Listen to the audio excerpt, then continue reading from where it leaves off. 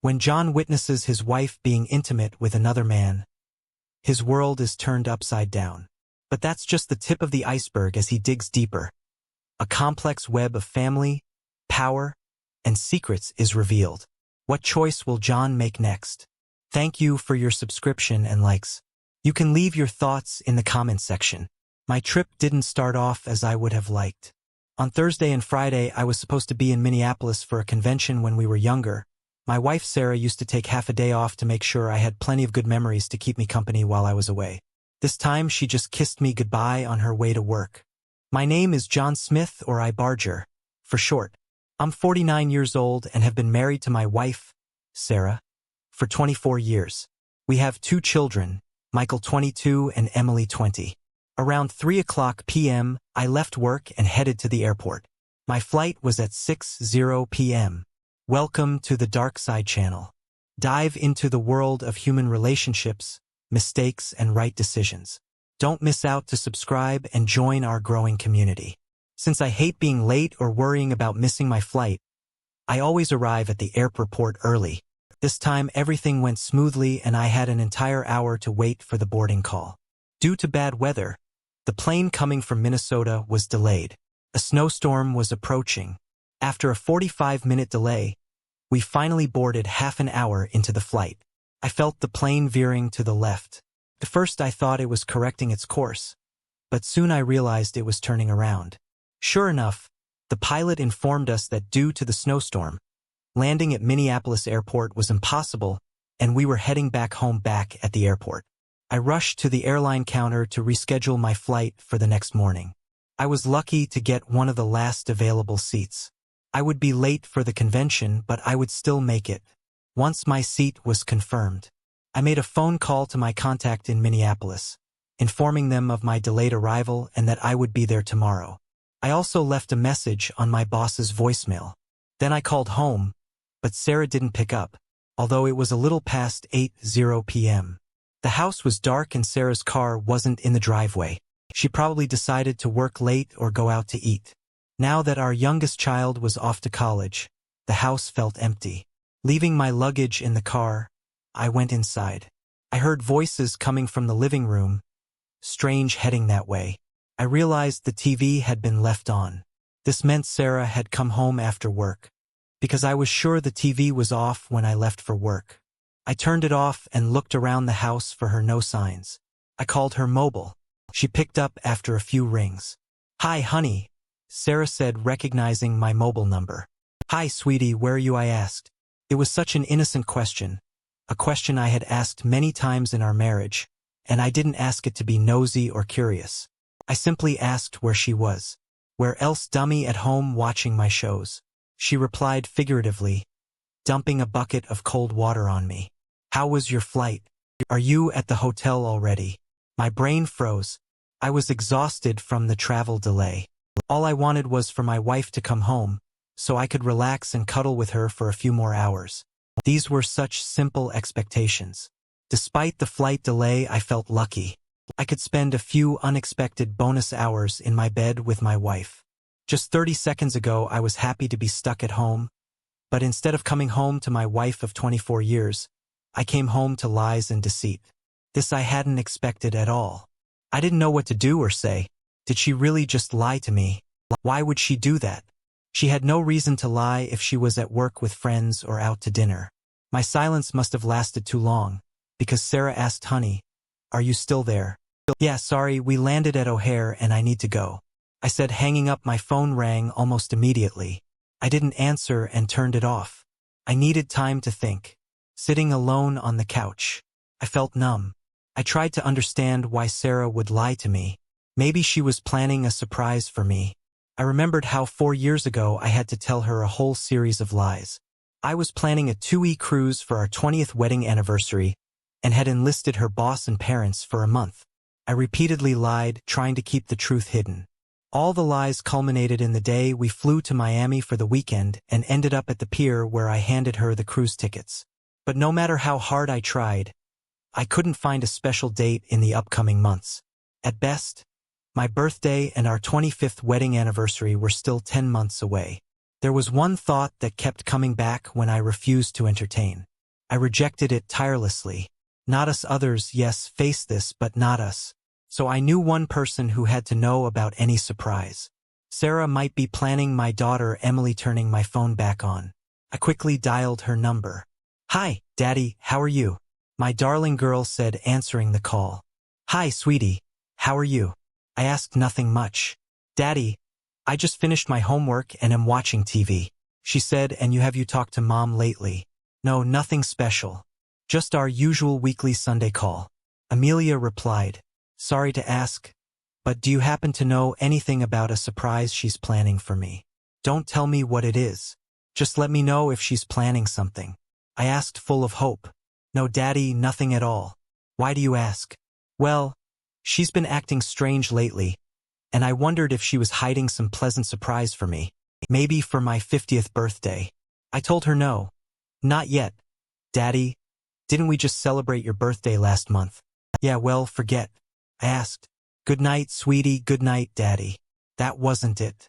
Why would she lie to me? Maybe it was her upcoming promotion. Yes, that must be it. I don't know why she lied about it, but it could be because she's still working on getting the promotion. Working towards the promotion has kept her working late so often lately. She knew that no promotion was worth our lost time together. She knew I insisted she cut back a bit on work so we could spend more time together. She also knew I had the right to ask because I turned down a promotion myself to spend more time with her and the kids. Just a few months before our 20th anniversary, almost 5 years ago, I participated in a competition and was offered the position of Vice President of Finance at my company. The only problem was the constant travel to the headquarters in Chicago for board meetings and regular tours of our plants AC Michael the country. I was thrilled when they offered me the job, but Sarah soon made me think twice about accepting it first. My predecessor got divorced within 2 years of his promotion. He ended up rich but lonely and unhappy. My kids had 2 and 4 years left in high school, and they still needed the guidance and support of both parents. Sarah didn't like being the sole participant in that process. We talked about it for a week before I realized I was about to lose sight of the most important things in my life, my wife and kids. I turned down the promotion. That's why I didn't take it well over the past few months, when Sarah started working hard towards her own promotion. For Sarah, it was different. The kids were in college, and it was just the two of us. Her promotion meant a bit more travel, but nothing that would drastically affect our lives. We could possibly plan our trips around the same times to minimize the time apart. The problem was the many hours spent working overtime for the promotion. Seeing my wife for just an hour or two a day for an entire week wasn't pleasant for me, and it didn't help that our love life had dwindled. She even worked many Saturdays and some Sundays. When she came home, she was utterly exhausted. I couldn't even remember the last time we made love 3 weeks ago last month. We were not young anymore, but it was pitiful, so I wouldn't be surprised if she was working when I called and lied to avoid my complaints. Of course, that wasn't fair, since I traveled too and understood that a bit of overtime doesn't hurt anyone. There was a simple way to find out. I grabbed my phone and dialed her direct line. "This is Jake Turnbull." Her colleague answered. I was a bit taken aback. They didn't work in the same room, and I certainly didn't expect anyone but Sarah to pick up. But Jake was a good guy and would tell me if Sarah was around. "Hi, Jake, it's Barger." "Hi, Evan," Jake replied. He never liked using my nickname. "Why are you calling here when you and your wife are on vacation together?" Tonight was full of surprises. Vacation? What vacation? "Hey, sorry to bother you at work." "Jake, I must have hit the wrong speed dial button on my phone." I lied. "No problem, Evan. Just tell Sarah she owes me lunch when she gets back next Monday for covering her again. See, I'm here at work and it's well past 9 in the evening. She owes me big time," he said, and hung up. Sarah wasn't just not at work. She wasn't working at all. Jake had told me she was off until the end of the week. This was starting to scare me to death. Where was Sarah and what was she doing? A thought crossed my mind, uninvited and unwelcome. Oh no, it couldn't be. I always refused to think the worst of people. I prefer to be positive, see things from the bright side and believe the best in everyone. But now I was thinking the worst. Could it be? Could she be doing this to me? Could she be with her sister Nadia?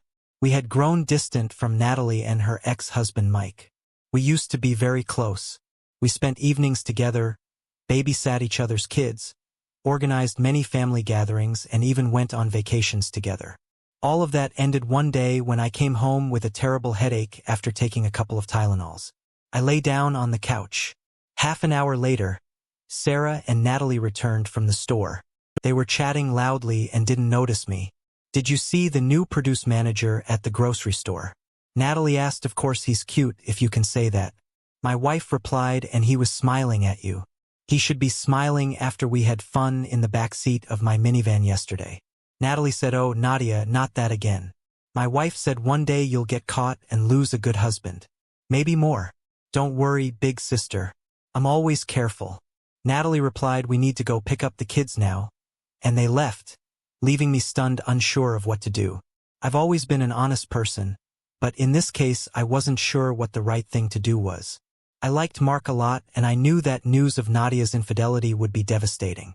I was also certain he would kick her out of the house in a heartbeat. Did I really want to play the bad guy and ruin their marriage? I didn't have time to decide before my wife returned home with the kids.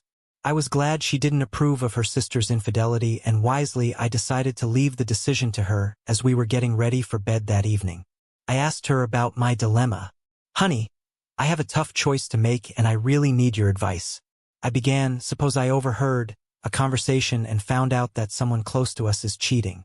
Having an affair. What should I do? Should I report them? Should I be angry at the cheater?" Sarah looked at me, unsure of what to say at first. "Well, it might depend on the circumstances. Is it a one-time mistake or a drunken error? There are so many possibilities." Sarah said, "Let's assume it's Mark and he hooked up with a woman at a bar." I said, "And I know it's not the first time. Should we ignore it and say nothing? Should I talk to him to help him change his ways?" Sarah suddenly sat up in bed and grabbed her phone. "Bastard," she said, "two-faced son of a. I'll show you what to do and I'll do it. Right now I'm going to tell Natalie that he's cheating on her." I snatched the phone from her hand. "Let me do it." "Honey, it's my responsibility." I said, "Are you sure this is the right thing?" "Absolutely. I hope she kicks that bastard out of the house." Sarah turned to me, "And we won't let him stay with us. He can find somewhere else. I don't want a cheater in my house." Luckily for me, Mark answered the call. "Hi, it's your favorite brother-in-law. Sorry to call so late, but I have something really bad to tell you." I began. "Favorite brother-in-law? You're my only brother-in-law." Mark said, "What's so important that you're calling this late?" "I overheard a conversation today and I have some really bad news. Just devastating. Your better half isn't quite yours. If you catch my drift, your spouse is cheating on you. It happened yesterday and it's not the first time." Mark was silent for a long time. "I can't believe this," he finally said, his voice barely audible. "Are you sure you're talking about my Nadia?" "Yes, I heard it straight from the horse's mouth. Boasting is a more accurate description than confessing, to be precise. And I heard no signs of remorse. It sounded more like a description of a game of hide and seek. I'm really sorry to bring such bad news. I'll let you handle it your way, but don't hesitate to call. We'll be here for you and the kids." "Thank you," Mark said and hung up. Sarah had tears in the corners of her eyes. She smiled at me. Sadly, "I'm so proud of you. Honey, it takes courage to be the bearer of such bad news." Sarah said, "Could you hold me? I feel so lost and scared." I hugged her and gently rocked her. "I wonder if they'll go to therapy?" I asked after a while. "I don't think it will do any good." Sarah replied sleepily, "Once a cheater, always a cheater, you're right." I was already drifting off to sleep when the phone rang. "Yeah, hello?" I said, yawning and speaking quietly, trying not to wake Sarah. "You son of a. What did you tell?" Mark. Nadia's very angry voice asked only the truth. I told only the truth. I said, looking at the now awake Sarah. "I discussed it with Sarah tonight and we decided it was better to tell the truth. No matter how hurtful. I can't believe my sister would rat me out." Natalie replied, her voice full of venom. "Of course she would. She was going to do it herself, but I took her phone and decided to tell your husband myself." I said, "We agreed that Cheetah should pay the price, whatever it may be." Natalie started crying. "But what can I do? Mark kicked me out of the house. Natalie said between sobs. Well, if you got kicked out, it's well deserved, I said. But what can I do? Where can I go? Can I come to your place? Natalie asked. No way. Sarah and I talked about this too, and there's no chance we'll shelter a cheater. You're on your own. I can't believe my sister would say that she loves me. Natalie said. Sarah, what do we tell a cheater who wants to come over after being kicked out? I asked Sarah, turning the phone toward her and putting my finger over the speaker hole. A mischievous smile appeared on her face. She brought her mouth close to the phone. I don't want a cheater in my house. Get lost, bastard, Sarah said with genuine pride. I quickly brought the phone back to my ear. I'll speak for both of us and say this only once you're out of our lives. Stay away from us. Don't come over and don't call. If you need somewhere to stay, go to your parents and try to explain to them why you got kicked out, I said and hung up. Sarah hugged me tighter. I'm so proud of you, honey. Sarah said. We fell asleep the next morning. As the old Scandinavian saying goes, the hit the fan. Fortunately, the kids were still asleep. Sarah's dad called early in the morning and Sarah answered. I heard him yelling at his daughter. Sarah lost her initial smile and turned pale. She was crying when she hung up. What did you do? Sarah asked. What did we do, honey? I asked for advice and telling about the affair. Was your idea. Cutting all ties with the cheating scum was also your idea, and I fully agreed. I said, but you said that Mark was cheating on Nadia. I said, let's suppose that Mark picked up a woman in a bar and slept with her. I didn't say he was cheating on her. Anyway, what's the difference between Mark cheating on Natalie or Natalie cheating on Mike? I asked Sarah. Well, Natalia's my sister. Sarah replied. So you're saying she can cheat on her husband because she's your sister? Is this a family matter? Do I have reasons to be worried? I said with obvious irritation. Sarah was speechless. Honey, I'll say this once and you'd better believe me. Your sister is a bad example for our kids. I don't want her around and I don't want you to have anything to do with her. She has no place in this house or around our children. That was 3 years ago. I knew Sarah still occasionally met with her sister, but it was a taboo subject in the house. It wasn't surprising that she visited her sister while I was away and hid it from me. She was still somewhat unpleasant, but since Mark had moved on from the drama and remarried soon after, most of my resentment had faded. I simply didn't care about that, and I was glad she wasn't around.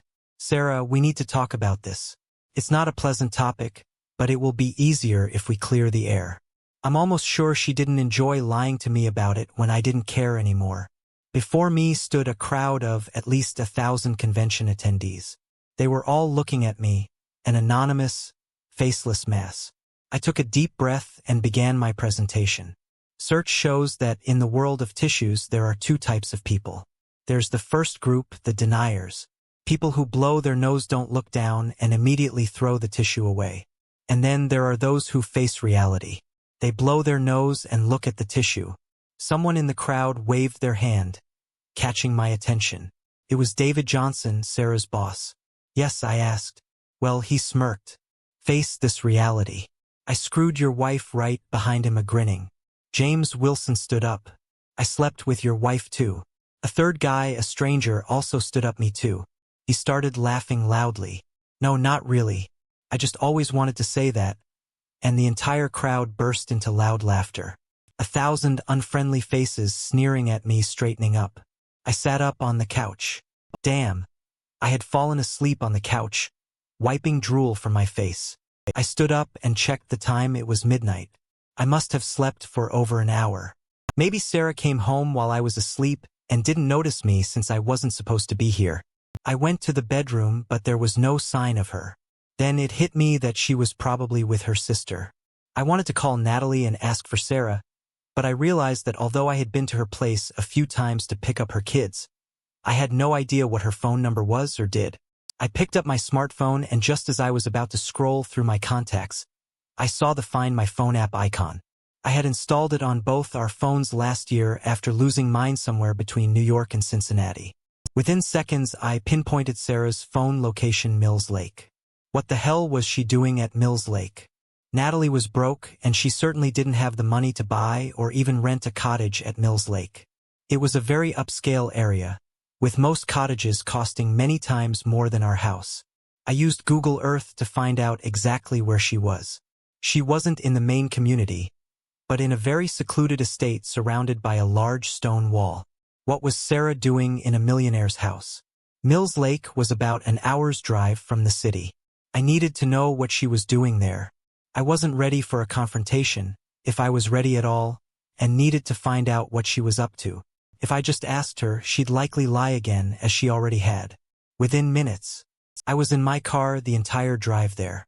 I kept berating myself for refusing to believe the worst about Sarah. I should have checked her phone's GPS locator right away instead of making excuses for her lies. When I arrived at Mills Lake, I still didn't know what to do. I didn't know what to expect, and I was still hoping for a simple explanation. I headed toward the estate where Sarah was damned. There were huge gates blocking the entrance, and I certainly wasn't going to drive up and honk asking for my wife. I looked around. The car parked on the road would be an eyesore for the locals and would surely attract a police car or any other security working in this exclusive community. I drove a bit further until I found a wooded path where I could park the car. I didn't even know how I was going to climb that wall. Then it hit me that the estate faced the lake and there might be a way to get onto the property from that side. Soon I found a pedestrian path leading to the lake on the shore. I wasn't even sure which of the large cottages Sarah was in. I had to keep checking the GPS locator. Finally, I arrived at a large mansion. The mansion still had lights on, but they were on the second floor. The ground floor was dark. One curtain was open and light was streaming out of the window. I found a tree and climbed it high enough to peek into the house. First I saw a man in a white terry robe. I didn't recognize him at all. He was older than me, maybe around 60. He moved aside. A few minutes later a woman appeared, and I immediately understood why Sarah was there. It was Nadia. Her robe was open, and she was looking outside sipping champagne from a flute. Well, at 40, she was still a very good-look woman. Her breasts were almost firm and her stomach was still flat. So I was right. Sarah was with her sister. I wasn't surprised to find out that Natalie was looking for a sugar daddy, knowing that the divorce had been financially tough on her. But I didn't like discovering that Sarah was drawn into such a life. You never know what can happen with these people. The man I saw first approached Natalie from behind. He took her hand gently. He took the champagne glass from Natalie and set it to his left. His hands moved to her shoulders and he removed her robe, which slipped to the floor. I should have climbed down from the tree to avoid seeing my sister-in-law in all her glorious nakedness. But I didn't. The old man was still in his robe and the only visible part of his body was the machine for a second. I thought her lover was finished when he stopped and took a small step back. Then I realized and couldn't fathom what the scene before me was Nadia, with tears streaming down her cheek and the old man behind her back with an evil smirk on his face. I'm really old-fashioned. What I just witnessed was completely devoid of love. I didn't like Nadia, but I would never wish her any harm. A little embarrassed by the sight, I was about to climb down when the couple moved away from the window. Then I caught a glimpse of Sarah. She was sitting on the couch in the back of the room, a silly, drunken grin on her face. My heart froze. Her robe wasn't just open. A second man approached her. Sarah sealed the fate of our marriage when she put down her drink and grabbed this man. I was so shocked that I took a step back and fell out of the tree. The branches broke my fall and I wasn't seriously hurt when I landed like a zombie, tears streaming down my face. I limped back to my car. I was in pain, deeply, profoundly hurt, not from the fall, but from the fall from grace, from the loss of my love. For a few seconds I thought about rushing to the cottage, breaking down the door and causing as much chaos as possible. But the idea of spending the next 3 to 5 years in prison for breaking and entering an assault was, to put it mildly, unappealing. A mix of emotions fought in my head as I walked alone through the night. There was no more denial in me, only a sense of loss, immense sadness and a growing anger. I dared not unleash lest it overwhelm me and ruin my life even more. I knew that even if my anger turned to rage, I would never do anything that could physically hurt Sarah. But I almost did. I could just go home, pack my things, and leave her living in a no-fault state, having my own salary and no longer having minor children at home. Divorce would be simple, split everything 50-50s and goodbye trash. But I needed a bit of revenge. I played with the idea for a few minutes and decided to go for it and see what happened. I took out my phone and dialed Sarah's number as expected. She didn't pick up and I got her voicemail. I hoped she would check her voicemail as soon as I left her a message just in case. "Hi, honey. I said you didn't pick up the home phone, so I'm trying your mobile now. Just wanted to let you know not to panic when you hear my keys in the door in a few minutes. It's been a crazy evening because of the snowstorm. Our plane was redirected to Chicago and then sent back here. They don't know exactly when we'll land, but I should be home about 30 minutes after that. See you soon."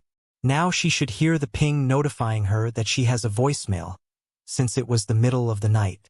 She must be curious and upset enough to get a message so late. This was really out of character for me. Now she's reaching for her phone and checking her voicemail. Please let her be drunk enough not to realize I couldn't use my mobile phone on a plane. Now she's panicking. She's about to get caught. She's not sure, but thinks she can manage to get in the car and beat me home. Right now she's quickly getting dressed and probably answering questions from her sister and her lover. My phone startled me when it started ringing. I hadn't thought about this. It was logical to assume she would try to find out exactly when I'd be home. "Hi, honey, sorry if I woke you up." I said it's okay. "Are you already on your way home?" Sarah asked. "I'll be there in about an hour, give or take a few minutes." I replied knowing it would be difficult for her to beat me home, but it was possible. Would she take the bait? "Okay, see you soon," she said and hung up. A few minutes later, I saw her car leave the estate gates and head quickly towards the highway. Damn, she nearly ran off the road. She must be drunker than I thought. It was one thing to play with Sarah. It was another to sit here while she might get into an accident and kill several innocent strangers. I was mad at her, but not enough to risk the life of the mother of my children. Think quickly, faster, 911. What's your emergency? I'd like to report a drunk driver. The car nearly hit me, then swerved away like crazy. It just got on the highway at Mills Lake heading south. It's a dark blue Ford Taurus, and I remembered the last 4 digits of the license plate. It's 7714. Someone please stop that car before the driver kills someone. They thanked me for the tip and assured me a patrol car would check on the drunk driver. I kept my distance and followed Sarah. After 2 turns, I saw a state patrol car on the overpass above the highway.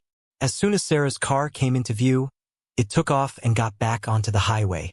Sure enough, they pulled Sarah over. I drove past them. 45 minutes later, I was home.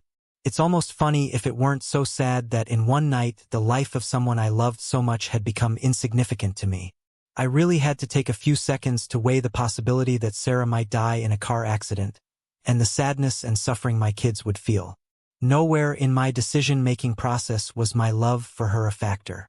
It wasn't that I didn't love her anymore, but I couldn't see our future together. Turning off the ringer on the home phone, I also switched off my mobile. I needed time to think. I can't believe I spent the last few hours trying to find an explanation for Sarah's lies, when the obvious truth was staring me in the face all along. I opened a bottle of wine and tried to figure out what to do. For many years, I believed that my love for Sarah would be like a bottle of good wine reaching its peak with age, but in reality it seemed to have turned to vinegar. I loved this woman so much that the pain of her betrayal was killing me. No, it wasn't just the betrayal that was killing me. It was also the realization that I had lost our love. Without that love, I was nothing. I was nobody. She had defined me for the last 26 years, 24 of those as husband and wife. Could I survive this? Wouldn't it be less painful to just go to the nearest bridge and simply jump off? I never thought I would have to plan a life without Sarah. I didn't know how to begin. I had never made decisions without discussing them with Sarah first. Now I couldn't even imagine talking to her. It was simple. My family was my entire life. Every decision was made with my wife and kids in mind. Even our social life was centered around the needs of our family. I had little interaction with my colleagues from work. I attended public events like the annual Christmas party and similar things, but I always headed home right after work. In the last 10 years, I could count on one hand the number of times I had met up with people from work. Now, with the kids gone, it was just Martha and me. Now it was just me. I was left alone with my grief. I was alone with no one to love. For the first time in my life, I was alone. Why did she do this to me? Why lie when a simple divorce would still have been painful, but more respectful of all the years and happy moments we shared? When did she stop loving me? Had she stayed with me only until the kids grew up and moved out? When did she stop caring about me? I saw the departure of our children as an opportunity to focus more on Sarah and us. It seems she saw it as the end of our journey together. My thoughts weren't that clear, but now I understand that she probably didn't know how to leave somewhere. I think she still cared for me, unless it was just cowardice. I kept seeing that stranger with my wife. The way she grabbed him without hesitation showed me how comfortable they were with each other, or how easy it was for me to be replaced. Sarah and her lover. I alone, without love, had only one thought: we were finished as a couple. Amidst my despair, my pain was a link to life. The pain reminded me of my loss, of the good times of my children.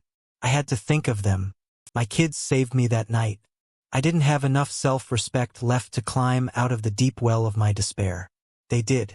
They helped me keep my sanity. If only just Michael and Emily would soon get married and start their own families.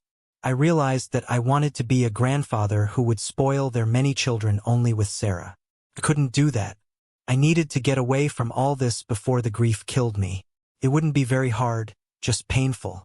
I knew I would always remember Sarah as the woman I loved. I also knew I would always remember her with another man whom she was pleased seeing. I needed to get out of Dodge. I had always been a man of modest expectations. My parents weren't wealthy, but I grew up in a very loving family.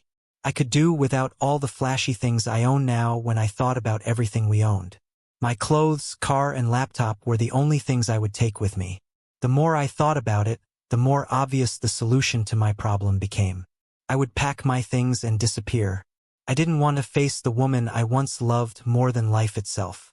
Seeing her would remind me of what I had lost and my constant pain. I got up, grabbed some bags, and started packing all my clothes. It only took me 30 minutes. In no time, all the bags were in my car. When I finished packing, it was already around 6:00 a.m. Then I lay down to take a nap, confident that Sarah would stay in the drunk tank until mid-morning. I slept like a log, and the alarm on my phone woke me up at 9:00 a.m. After booking an urgent appointment with a lawyer, I took a shower, removed my wedding ring, and left it on the table next to my phone. I also decided to spend a few minutes writing a Dear Jane letter. We had nothing to talk about, but I needed to vent my frustration.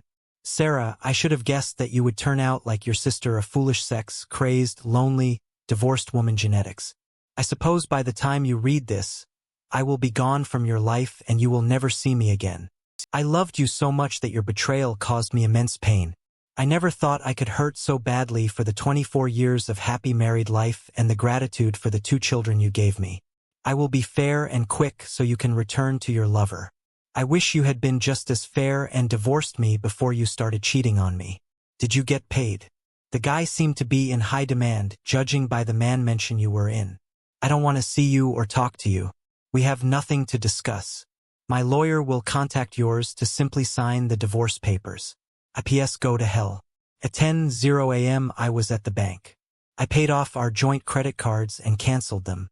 I asked the bank to issue a cashier's check for all our savings and investments and transferred enough money into the checking account to cover the mortgage and utility bills for the next 2 months. Then I removed my name from the joint account. I left the bank with a check for about $25,000. I was at my workplace shortly before noon.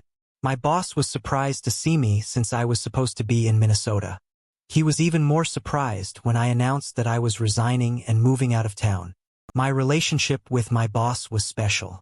He was my boss because I had turned down a promotion, and he initially felt a bit awkward, feeling indebted to me when he went through a divorce 2 years ago. I came to his office and told him that this was why I had turned down the promotion. Since then, we had been more like equal partners than boss and subordinate. Listen, I have a proposal for you. He said, I'll accept your resignation from your current position, but I won't ask HR to terminate your employment and issue you a check for your 401k. Instead, I have an opening in our new wholesale division in Tucson. It pays less than you make now, but I've heard you can find a decent place there at a very good price. We shook hands after he agreed to spread the rumor that I had resigned.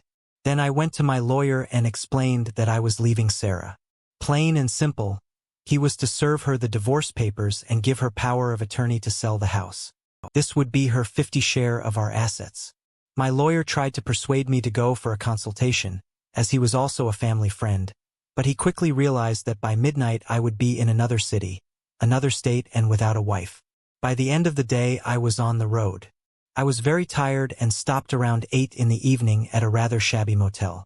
Hey, what do you expect for $60 a night? All I needed was a place to sleep. I dialed Ross's phone number on the burner phone I had bought earlier. Hello, hi Ross, it's Dad. I said, what's this phone number? Dad, Michael asked, well, save, it's my new phone number. I said, any news from your mom today? No, why? Well, I have to be honest with you, Ross. I said, yesterday I caught your mom cheating. Damn, Dad, and her too. What are you gonna do about it's all done, Ross? I packed my things, cleared out the bank accounts, leaving her enough until she sells the house, and I quit my job and headed south. I'm done with her. I'll give her freedom, but not as a wife. She'll be served the divorce papers by the end of this week. There was a long silence on the line.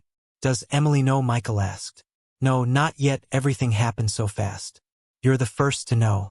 I'm not even sure if your mother knows that I left her. She wasn't around when I packed my things.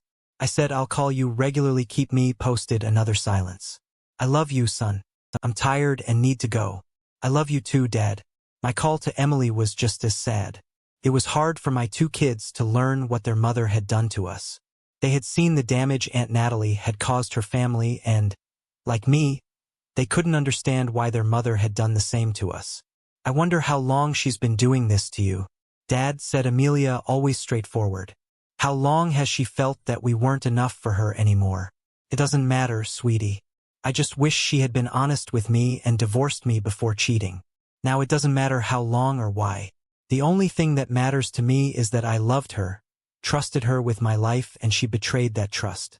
Everything else doesn't matter anymore. Please don't say that, Dad. Tell me that you're going to be okay. I'm okay now. Very sad, but I'll get through this. If I can avoid any contact with your mom, I said, I'll let you know where I'll be living. Can I come visit you after the school year ends? Emily asked. Tears welled up in my eyes, as I promised her she would always be a welcome guest with me. The Tucson division was small, only 30 employees, and the district manager was more of a father figure than a ruthless boss. I enjoyed the immediate camaraderie with the team, and they made me feel welcome. Within a month, I had found a nice apartment. I never communicated with Sarah, but I received regular updates from my lawyer and the kids. Moving on was not easy. There were several instances when it was really tough. First, my lawyer informed me that she was ready to contest the divorce. She said she didn't want a divorce and was willing to fight it to the end, even if it ruined both of us. Fine, I told my lawyer, forget about the divorce.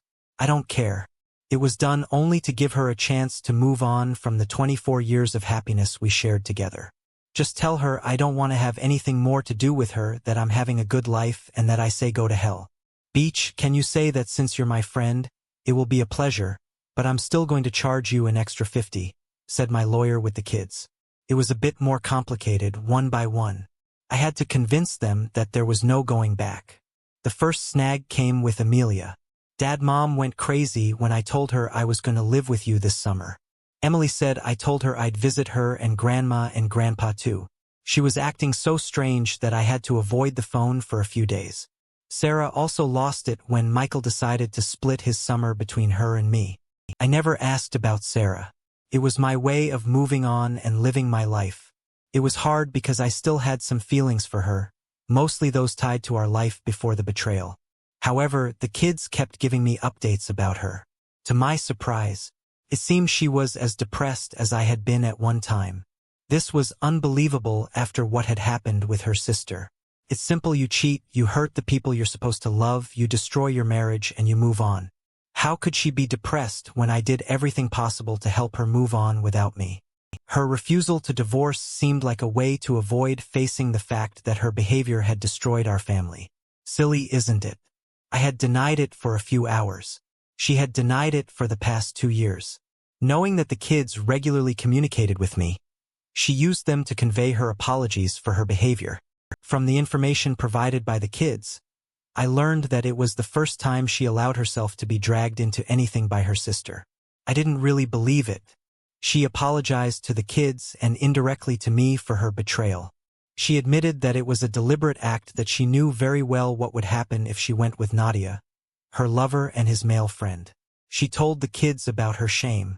When she thinks back to that evening, for a while she couldn't calm down.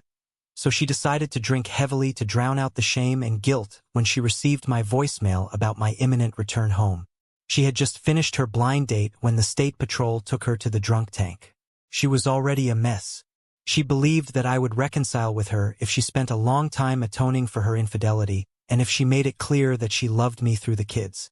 She tried to convince me that she was willing to do anything to show me her love. I knew the kids were hoping for my reconciliation with her, but I couldn't find it in myself to even think about talking to Sarah. The fact that I lived so far from their mother was also hard for them because they had to choose between her and me. Sarah constantly demanded that the kids tell her where I lived. She only knew it was a southern state. Almost 3 years after I left her, she finally found out where I was. One day as I was leaving work, I saw her wandering around the office. I was confident in my kids, so I didn't know how she found out the city where I lived from my kids. I knew she was convinced that I would change my mind if she could meet with me. I was very eager to change her mind on that matter. She didn't see me because I exited through a side door. I grabbed my phone and dialed a number. "Hi, Louisa," I said. "Remember, I told you about my ex-wife? Well, she's here and she'll probably follow me home. Be ready, see you in a bit." I managed to get within Sarah's sight, so she would follow me as I drove out of the parking lot. Sarah was right on my tail. After driving around town a bit, I stopped by a grocery store and then headed back home. Arriving home, I pulled into the driveway of my apartment. I didn't have to pull out my keys, as Louisa, a very attractive Latina in her 30s, opened the door to let me. In 2 minutes later, the doorbell rang. Louisa, with a 1-year-old baby on her hip, went to answer it. From my vantage point in the kitchen, I could see the surprise on Sarah's face. "See," Maria greeted, adding with a heavy Spanish accent, "How can I help you?" "Hi, I'd like to talk to Evan." Sarah said, "There's someone at the door for you," Maria called out as I walked from the kitchen, pretending to be surprised. Maria handed me the baby. "Take care of your daughter while I finish dinner." Maria said. I took the little girl and turned to Sarah. Well, I can't say I didn't expect this, but it's still a surprise," I said sarcastically. I have to thank you for what you did." Sarah looked at me speechless. "If you hadn't betrayed me, I would never have moved to this part of the country and would still be living in the cold, surrounded by concrete in the Northeast. Now I live here. I have a wonderful girlfriend and I'm starting to build new family memories with Maria and Tamarita." My little daughter, Sarah, openly wept. After so long, my sadness and anger were gone. I had the temptation, as a compassionate person, to comfort her, but it passed. I was on a mission. "So Sarah, what do you want?" After almost 3 years, I asked. I had to listen carefully to her words, as they were barely above a whisper. "I needed to apologize. I needed to tell you how sorry I am for what I did and how much I hurt you. I needed to tell you that it was never about you, but about how foolish I had become. I needed to tell you that I loved you then, despite everything I did, that I love you now and that I will always love. You were the best husband and father a woman could wish for, and I was just a cheap fool. Forgive me for what I ruined." Her apologies touched me. It was time to end this charade as soon as possible. "Well, it's no big deal," I said, pretending to be in a cheerful mood. "Water under the bridge, as they say. I haven't thought about it for so long that I can confidently say I forgive you. I wish you a very happy life," I said, looking at Sophie in my arms. She was all smiles, as full of love as my life is, with tears streaming down her face.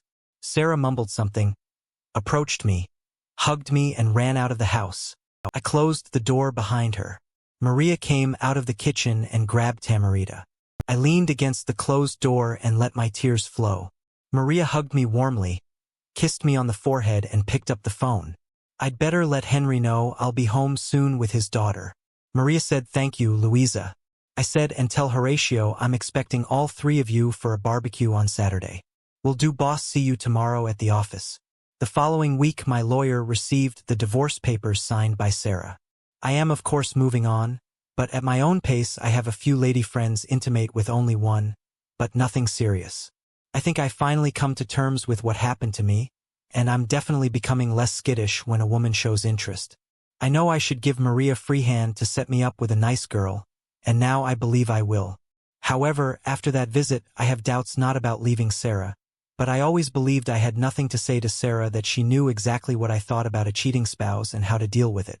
But hearing a little from Sarah, maybe I should have responded then, even if I always hated confrontation. One thing I know for sure, it was better for me to just appear as I did.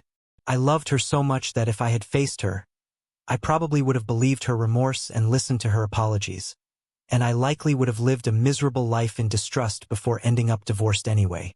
But now, 3 years after her betrayal in our life together, Sarah's apologies helped me feel that I can finally move on. It was the closure I needed. Now I can let go of my pain and start believing in love again someday. I might even be able to tell her that I don't have a second daughter. Maybe, but I doubt it. I do.